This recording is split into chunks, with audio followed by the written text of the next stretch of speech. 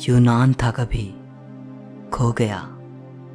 मिस्र था कभी, खो गया। बेबीलोन था कभी, खो गया। कितनी सभ्यताएं आई और चली गई, लेकिन भारत, जिसकी परंपरा इतनी पुरानी होने के बावजूद भी आज भी अपना अस्तित्व बनाए हुए है। मार्क ट्वेन लिखते हैं, भारत मानव जाति का पालना है। ये वो स्थान है जहां मानव भाषा का जन्म हुआ।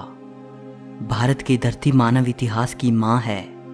ये महान गाथाओं की दादी है और परंपराओं की परदादी है।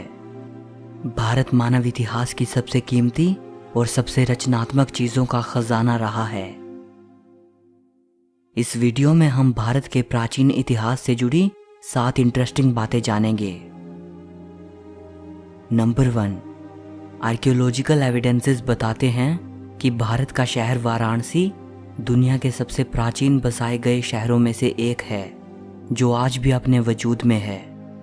इसे बनारस भी कहा जाता है और ऋग्वेद में इसे काशी कहा गया है।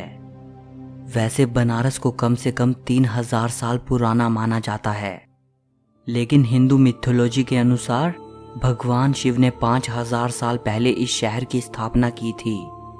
और आपको जानकर हैरानी होगी कि जब 2500 साल पहले भगवान बुद्ध काशी आए थे, उस वक्त भी इसे द एंशिएंट सिटी कहा जाता था। हिंदू धर्म के 7 पवित्र स्थानों में से काशी को सबसे पवित्र माना जाता है। यहाँ तक कि जैन और बौद्ध धर्म में भी काशी एक बेहद पवित्र स्थान है।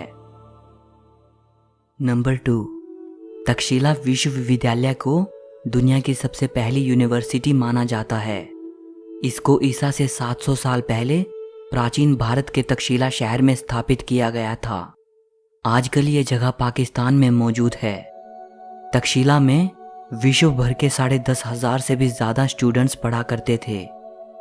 Science, math, medicine, politics, astrology, astronomy, music, religion और फिलॉसफी जैसे 60 से भी ज़्यादा विषय यहाँ पढ़ाए जाते थे। अलग अलग विषयों के स्कॉलर्स ने अपने अपने आश्रम यहाँ बना रखे थे। हमारे मशहूर इकोनॉमिस्ट और फिलोसोफर विष्णुगुप्त चाणक्य तक्षशिला में आचार्य थे। चाइनीज ट्रैवलर फाहियान जब 5वीं सदी की शुरुआत में भारत आए थे, तो उन्होंने तक्षशिला को भी विजिट किया था। अपनी राइटिंग्स में उन्होंने तक्षशिला का जिक्र भी किया है। 7वीं सदी ईसा पूर्व से लेकर 5वीं सदी तक भारत का ये महान विश्वविद्यालय अच्छी तरह फला फूला। 6ठी सदी आते आते विदेशी हमलावरों ने तक्षशिला को पूरी तरह से नष्ट कर दिया। नंबर 3, शिक्षा के मामले में आज भारत भले ही दुनिया के बहुत से देशों से पीछे हो, लेकिन एक समय था जब भारत की नालंदा यूनिवर्सिटी हायर एजुकेशन के लिए दुनिया का सबसे इम्पोर्टेंट सेंटर हुआ करती थी। नालंदा तक्षशिला से भी वेल ऑर्गेनाइज्ड यूनिवर्सिटी थी। कोरिया, जापान, चीन, तिब्बत, इंडोनेशिया, फारस और तुर्की जैसे देशों से स्टूडेंट्स यहाँ पढ़ने आते थे। नालंदा यूनिवर्सिटी का एंट्रेंस एग्ज़ाम बेहद मुश्किल होता था। चुनिंदा प्रतिभाशाली स्टूडेंट्स ही प्रवेश पा सकते थे।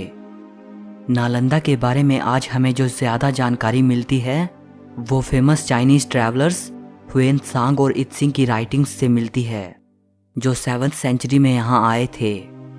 हुएन त्सांग ने अपनी भारत यात्रा के 2 साल नालंदा में बिताए थे। शुरुआत में वो एज अ स्टूडेंट यहाँ रहे, फिर बाद में उन्होंने यहाँ पढ़ाया भी। हुएन त्सांग लिखते हैं कि जब वो नालंदा आए थे, उस वक्त वहाँ 10,000 स्टूडेंट्स थे और 1510 आचार्य थे। ये अनुमान लगाया जाता है कि एक समय में हमारे ग्रेट मैथमेटिशियन आर्यभट्ट नालंदा के हेड थे। नालंदा में हजारों स्टूडेंट्स और स्कॉलर्स के अध्ययन के लिए एक विशाल लाइब्रेरी थी। इस लाइब्रेरी में 3 लाख से भी ज़्यादा किताबें थी। 12वीं सदी के अंत में तुर्की हमलावर बख्तियार खिलजी ने नालंदा को जलाकर पूरी तरह नष्ट कर दिया। किसी ज़माने में नालंदा एक भव्य यूनिवर्सिटी हुआ करती थी। आजकल बस उसके खंडहर ही शेष बचे हैं।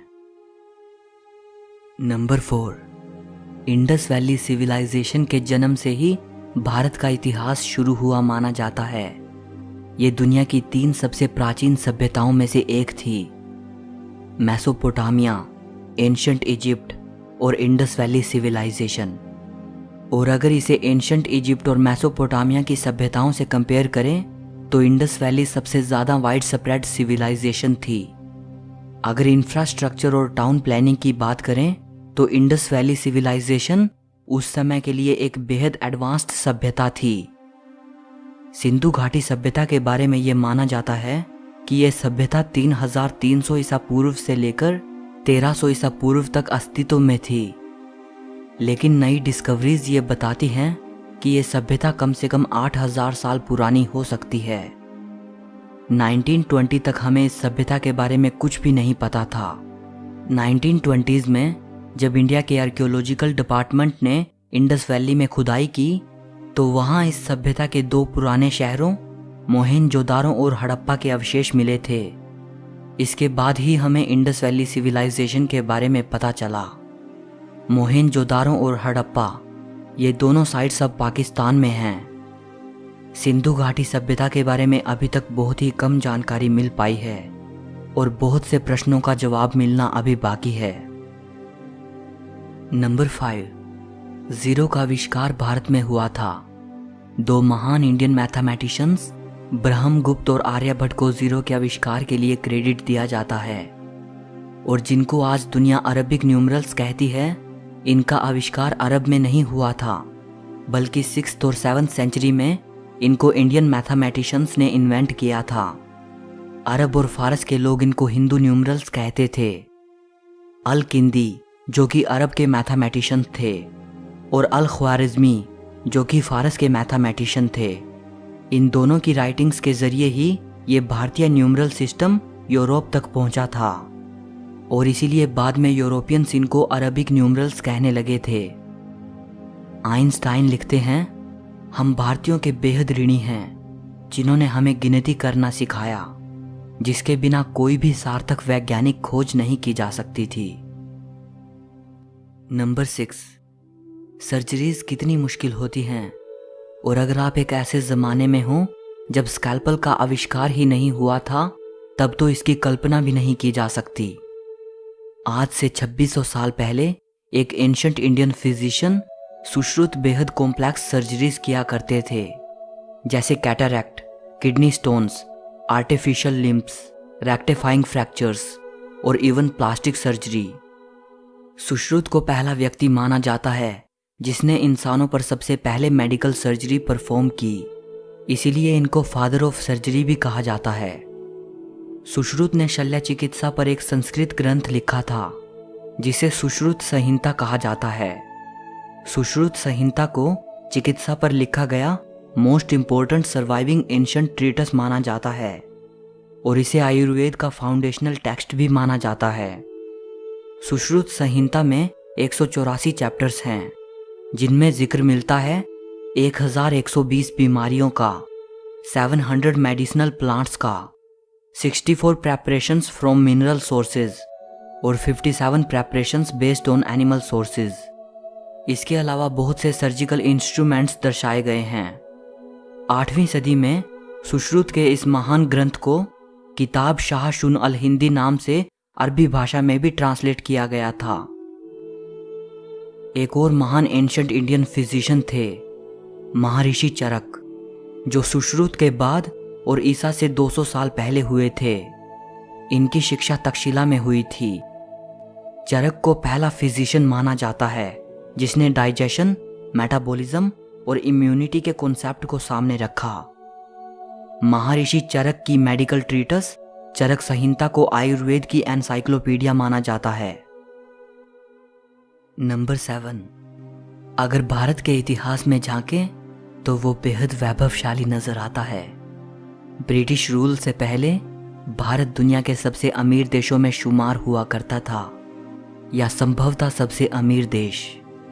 यूं ही नहीं, ये देश विश्व भर में सोने की चिड़िया कहलाता था। अगर कहा जाए तो गलत ना होगा कि इस देश की मैसिव वेल्थ ने ही इतने इन्वेडर्स को यहां आकर्षित किया। हैरानी की बात है कि इस देश को खोजने की चाहत ने अमेरिका की खोज करवा दी। कोलंबस जो भारत के लिए निकला था और गलती से अमेरिका पहुंच गया। और कोलंबस के महज कुछ साल बाद ही वास्को ड गामा भारत की जमीन पर कदम रखने वाला पहला यूरोपियन बना। सो इस वीडियो के लिए बस इतना ही। अगर आपको वीडियो अच्छी लगी हो तो लाइक और शेयर कर देना, और हिस्ट्री से जुड़ी ऐसी ही वीडियो देखने के लिए चैनल को सब्सक्राइब करके घंटी को दबा देना। सो मिलते हैं अगली वीडियो में।